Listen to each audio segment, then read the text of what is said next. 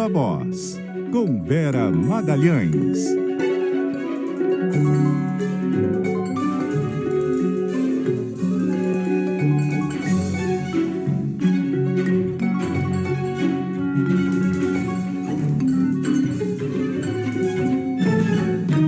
Vera Magalhães, muito boa noite, tudo bem? Oi, Débora, boa noite para você e para Carol, para os ouvintes, para quem nos assiste. Oi, Vera. Sexta-feira, dia de resumo da semana. Vamos começar pelo clima, pela química que pintou entre Donald Trump e o presidente Lula. Tem possibilidade de um encontro entre eles. Pode ser que seja presencial e pode ser que, inclusive, que aconteça num outro país. O que mais se avançou dessa preparação, Vera? Pois é, né? A coisa começou esquisita e vai prosseguindo esquisita. Já pensou? Lula e Donald Trump se encontram em Kuala Lumpur? Pois é, existe essa possibilidade. Aleatório. É bem aleatório. É tipo olhar o mapa, jogar um pin ali onde cair, caiu.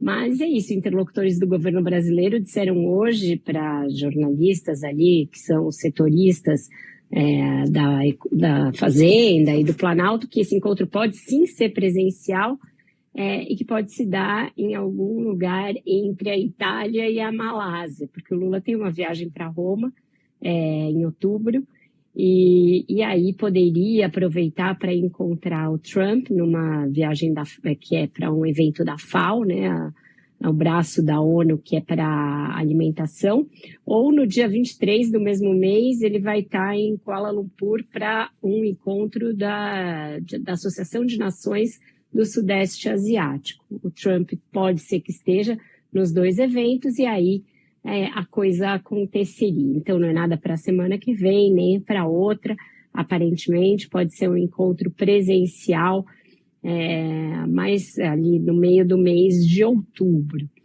E com isso a gente fica sem saber direito se as negociações em torno das tarifas podem ter alguma prévia do encontro. Opa, perdemos o áudio da Vera. Vamos tentar refazer aqui. Você falava das tarifas, Vera falava das tarifas. Oi, voltou? Voltou. Voltei. Eu dizia que tem uma possibilidade de se andar antes com a discussão sobre as tarifas, porque agora, inclusive, o Trump começou a ameaçar taxar outros produtos.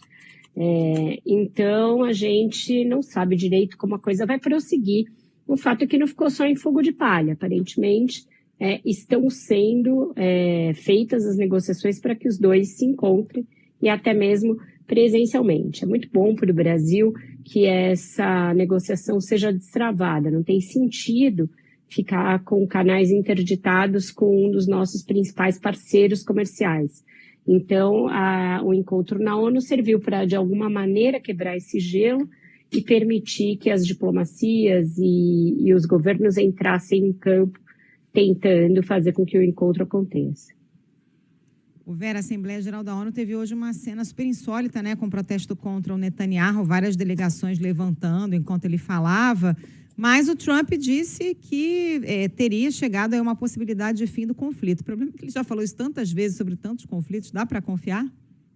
Pois é, não dá para confiar, não parece casar com o discurso do próprio Netanyahu que provocou esse protesto e nem com as cenas ali que a gente continua vendo em Gaza, Carol.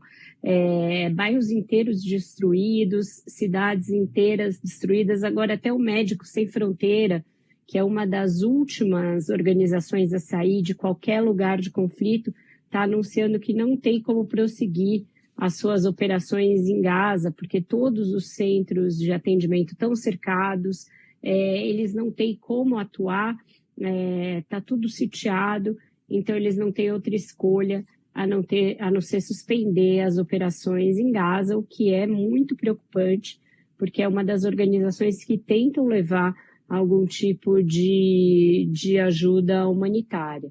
A fala do Netanyahu nessa manifestação que gerou o protesto de várias delegações, entre elas a brasileira, foi super desafiadora, foi super agressiva.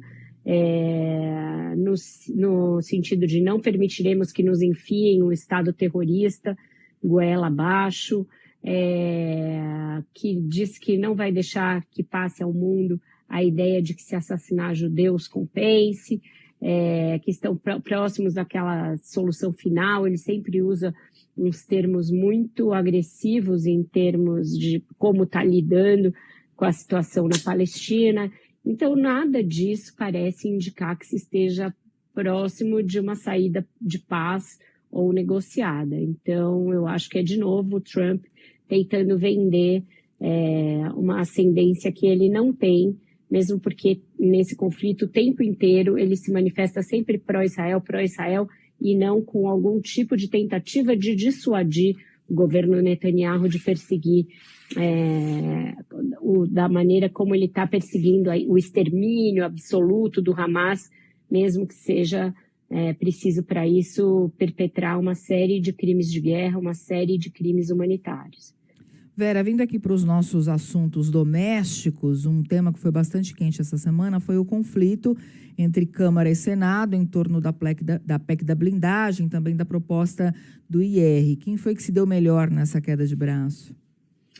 Em termos de imagem e de contabilidade imediata, foi o Senado, Débora, porque eles não ficaram com a imagem tão desgastada como a Câmara ficou, indo para o tudo ou nada, com a aprovação da PEC da blindagem, e a Câmara ficou com o nada, e o Senado, se não ficou com tudo, pelo menos conseguiu se preservar perante a opinião pública. Eu acho que ninguém esperava que as manifestações do último domingo tivessem o tamanho que elas acabaram tendo, muito fruto da mobilização, primeiro da classe artística, que depois se espraiou para a sociedade civil. Então, não foi aí um ato capitaneado pela política, foi um ato capitaneado primeiro pelos intelectuais brasileiros, pela classe artística e depois pela sociedade como um todo, mas que teve uma forte conotação de repúdio à impunidade, repúdio aos privilégios, repúdio à corrupção,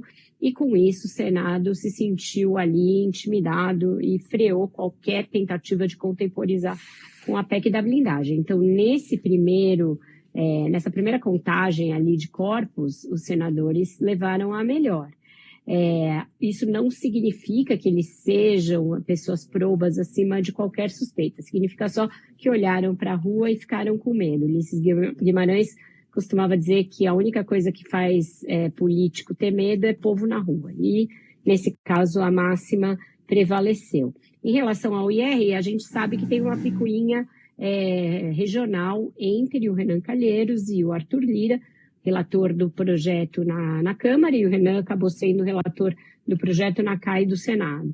O governo vai preferir que seja o projeto a prevalecer, portanto, se a Câmara votar nesta semana e chegar ao Senado em tempo hábil, o governo vai ali com um jeitinho, sem ferir suscetibilidades, tentar mostrar ao Davi Alcolumbre, ao Renan, ao Eduardo Braga, etc., que o melhor é seguir com a sua própria proposta original.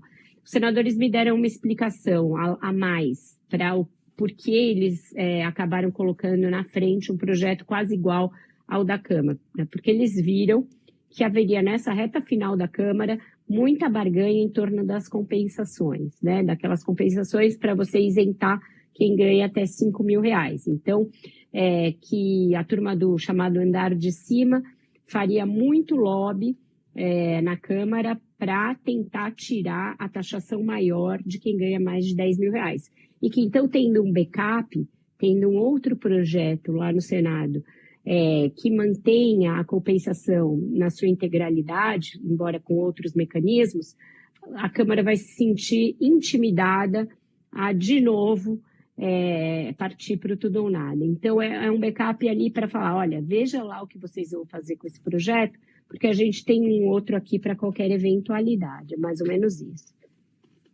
Ô Vera, e a anistia também... Desculpa.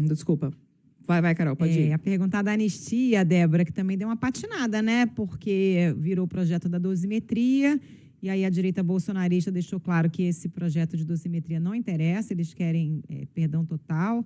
Esse projeto morreu? Ainda não, mas respira por aparelhos, ô Carol. Hoje teve uma entrevista com o Paulinho da Força, fazendo lá uns tantos cálculos de como ele acha que ficaria a dosimetria depois que ele mexer em tudo, e tentando claramente acenar para os bolsonaristas do tipo, olha, não é um mau negócio para vocês, o Bolsonaro vai ficar com uma pena pequenininha, etc. Acontece que se você mexer demais nessas penas, a ponto de transformar tentativa de golpe de Estado num crime de juizado de pequenas causas, a coisa não vai prosperar. O próprio Supremo não vai topar um negócio desse. A sociedade pode ir às ruas de novo agora que ela acordou. Então não é tão simples assim pegar e fazer uma conta de pão, de padaria ali, em que você vai reduzir tudo o que aconteceu nos últimos anos e que o Supremo considerou da maior gravidade, tanto no 8 de janeiro quanto na trama golpista, a uma coisinha ali menor e que dá uma pena só para a pessoa ficar um pouquinho no cantinho do pensamento, pensando no que fez, etc. Não dá para ser desse jeito.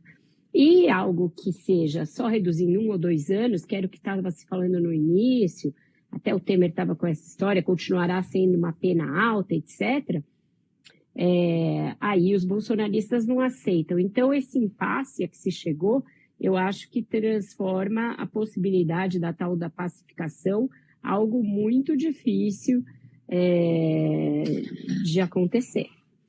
Na verdade, eu queria perguntar, bom que vai complementar, né, o que a Carol trouxe, é sobre essa história do Centrão fazendo pressão para tentar votar, para tentar pautar a dosimetria antes do IR. Acho que zero chance disso ir adiante, Débora, porque o Hugo Mota entendeu, está com a orelha vermelha até agora, de tanto que foi xingado nas ruas, ainda passou o carão dessa coisa do Senado ir lá e desfazer tudo que eles tinham feito, então ele precisa dar pelo menos uma bola dentro. E a bola dentro que ele quer dar é essa do IR, até para o Senado não passar de novo na frente deles nessa matéria. Então, quarta-feira está pautado e eu acredito que quarta-feira vai votar, porque aí você tem 2 forças impelindo para votar. O próprio Hugo Mota, que está com a imagem muito desgastada, e o seu antecessor, Arthur Lira, que é o relator do projeto, que tem lá no cangote dele o conterrâneo Renan Calheiros tentando passar na frente. Então, os dois vão se empenhar para votar. E se os dois vão se empenhar para votar, eles são quem manda efetivamente na Câmara. Não sei dizer quem manda mais. Eu acho que o Lira ainda manda mais. Mas como os dois querem a mesma coisa, eu acho que a oposição vai ficar tentando obstruir, até usando o que ela tem em termos de regimento para obstruir. Mas a gente sabe que quando um presidente da Câmara quer passar com o rolo compressor e votar uma matéria, ele consegue. Vera, para encerrar, a notícia do dia foi o pedido de demissão do ministro Celso Sabino, né, do Turismo, sob pressão aí do União Brasil. União Brasil que tinha anunciado que ia entregar seus cargos de primeiro escalão no governo. O partido está saindo do governo para abraçar qual candidatura? Pois acho que nem eles sabem. A essa altura, ninguém mais sabe qual ou quais serão os candidatos da direita. E esse foi um barata-voa bem grande nessa semana, porque tudo levava a crer que o Bolsonaro caminharia para o lançamento do Tarcísio. Aí isso chegou a ser veiculado, foi desmentido pelos filhos do Bolsonaro, a ponto do Eduardo Bolsonaro, mesmo com a corda no pescoço, né? Ele foi denunciado essa semana e tudo mais, dizer que o candidato a presidente vai ser ele, Eduardo, não sei como, não inventaram um candidato a presidente remoto ainda, mas ele está dizendo que vai ser ele. O papo da Michele Bolsonaro voltou a circular, enfim, e o Tarcísio tirou um pouco o time de campo. Viu que a família não estava disposta a abrir espaço para ele, se retraiu e voltou a dizer com mais frequência aquilo que ele é candidato a governador de São Paulo. Então, abriu-se de novo uma avenida aí para múltiplas candidaturas no campo da direita. Quem está desesperado com isso é justamente esse consórcio aí, União-PP, que era quem mais punha as fichas no Tarcísio. Ciro Nogueira é o maior promotor dessa candidatura, está desesperado, dizendo que vai falar com Eduardo Bolsonaro, porque senão é derrota, que se eles querem perder a eleição, etc. E é isso. É bom para esse pessoal sempre entender que não tem negociação com a extrema-direita. A extrema-direita não quer negociar nada, não quer pacificação, não quer o caminho do meio, ela quer sempre puxar qualquer conversa para o lado da radicalização. Para a extrema-direita bolsonarista, não importa que a vitória seja deste campo, importa que a vitória seja do Bolsonaro, que ele mantenha a ascendência sobre os demais partidos, que ele mantenha a ascendência sobre o eleitor de direita. É quase como se fosse uma propriedade ali do clã Bolsonaro. É assim que eles enxergam o voto de direita. E foi por isso que saíram lá atrás do PSL, que brigaram, tentaram fundar um partido e não conseguiram, e que acabaram no PL, mas sempre impondo condições, sempre querendo fazer desse voto um curralzinho da família Bolsonaro. E isso está levando a essa cisânia, e é um dos aspectos que fazem com que o Lula esteja surfando num bom momento. Muito bom, Vera. Qual a música de hoje? Hoje seriam 80 anos, né, da Gal Costa, se viva estivesse. São 80 anos de Gal Costa, porque viva está no coração de todos os fãs, ali na cultura brasileira, na importância que ela tem.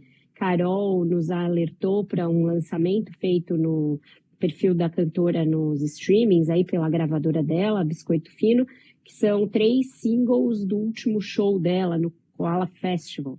A gente escolheu a versão que ela cantou junto com o Rubel, era um parceiro bastante frequente dos últimos anos da Gal, e os dois cantando como 2 e 2 nesse show muito bonito. Tem também o Tim Bernardes em Vapor Barato, e tem Brasil, a música da novela. Então, recomendo a todos. Meu amor, tudo em volta está deserto, tudo certo. Tudo certo, como 2 e 2 são 5. Meu amor. Minha caráter aqui com a minha camiseta escrito Gal aqui em homenagem. Isso aí. Tudo certo. E ao som de Gal, Vai a gente... sair álbum. Ó, Muito bom. Dia 17 de outubro sai o álbum novo, com algumas canções da Gal. Vai ser também o audiovisual completo desse show. E tem uns outros lançamentos em streaming de outras gravadoras que detêm parte das obras da Gal. Vale conferir para quem é fã. O meu aniversário é dia 14, a Gal é libriana, eu sou libriana. Eu acho que vai se criando aí uma conjunção. Vou estar no Rio dia 18. boa. Então tudo vai casando. Aí, o último capítulo da novela é dia 17, com a música da Gal. Olha aí que confluência astral. Fica aí essa Muito dica. bom. Beijo, meninas. Bom fim de semana. Tchau, Vera. gente. Beijo. Tchau.